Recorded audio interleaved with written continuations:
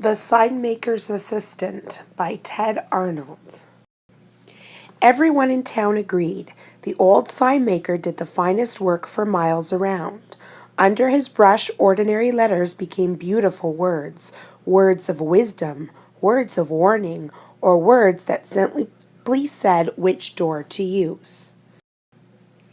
Eat at the good food restaurant. When he painted stop, people stopped because the sign looked so important. When he painted please keep off the grass, they kept off because the sign was polite and sensible. When he painted good food, they just naturally became hungry. People thanked the sign maker and paid him well, but the kind old man never failed to say, "I couldn't have done it without Norman's help." Norman was the sign maker's assistant. Each day after school, he cut wood, mixed colors, and painted simple signs. "Soon I will have a shop of my own," said Norman. "Perhaps," answered the sign maker, "but not before you clean these brushes." One day, after his work was done, Norman stood at a window over the sign shop and watched people. They stopped at the stop sign. They entered at the enter sign. They ate under the good food sign. "They do whatever the signs say," said Norman to himself. "I wonder." He crept into the shop while the sign maker napped. With brush and board, he painted a sign of his own. The sign maker. No school today. Early the next morning, he put up the sign, then ran back to the window to watch. "No school," muttered the principal. "How could I forget such a thing?" "No one informed me," said the teacher. "Hooray!" cheered the children, and everyone went home. "This is great!" cried Norman. He looked around town for another idea. "Oh," he said at last, "there is something I have always wanted to do. Open for swimming." The following day, Norman jumped from the top of the fountain in the park.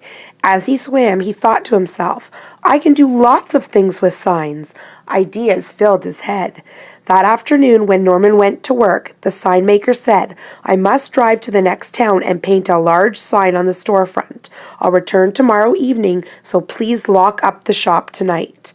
As soon as the sign maker was gone, Norman started making signs. He painted for hours and hours and hours. In the morning, people discovered new signs all around town. "Bank closed. Deposit money here." "Eat your hat."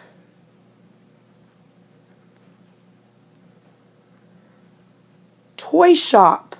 Buy Norman a present."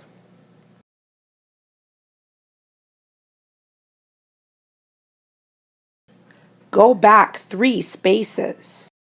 "Stop. Ants crossing." "Knock heads." "Garbage dump." "Detour."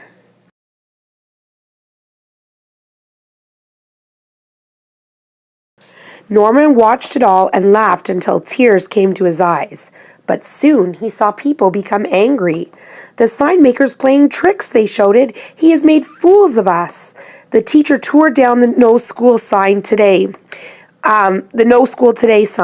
Suddenly people were tearing down all of the signs, not just the new ones, but every sign the sign maker had ever painted.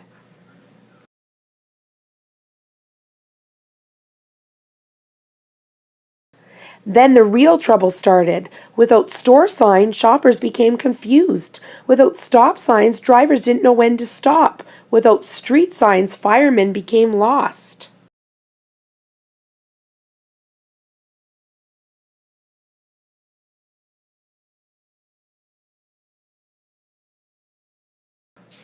In the evening, when the sign maker returned from his work in the next town, he knew nothing of Norman's tricks. An angry crowd of people met him at the back door of his shop and chased him into the woods. As Norman watched, he suddenly realized that without signs and without the sign maker, the town was in danger. "It's all my fault," cried Norman, but no one was listening. Late that night, the sign maker returned and saw a light on in his shop. Norman was feverishly painting. While the town slept and the sign maker watched, Norman put up stop signs, shop signs, street signs, danger signs, and welcome signs, in and out signs, large and small signs, new and beautiful signs. He returned all of his presents and cleared away the garbage at the grocery store. It was morning when he finished putting up his last sign for the entire town to see. Don't blame the sign maker. I tricked you and I'm sorry. Norman. Then Norman packed his things and locked up the shop. But he turned to go, he discovered the sign maker and all the townspeople gathered at the door. I know you're angry with me for what I did, said Norman with downcast eyes, so I'm leaving. Oh, we were angry all right, answered the school principal, but we were also fools for obeying such signs without thinking.